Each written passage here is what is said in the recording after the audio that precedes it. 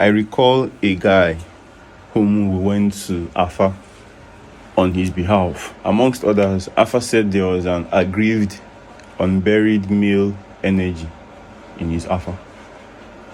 I disclosed this to him, and he said that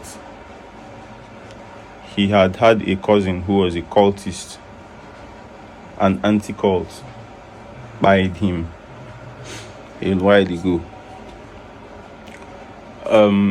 The family left him there. Maybe they had even disowned him in life and in death, right, based on his doings. So they left him there. And Nde Italy, ritualists, went and harvested his parts, skull mining and shit. Now, all about Gunafa. Bury your dead. Give them their send forth. You know what I'm saying? Funerals don't have to be lavish. It does not have to be lavish. The rites, the basic rites. Hey, mama, it be beginning of our story.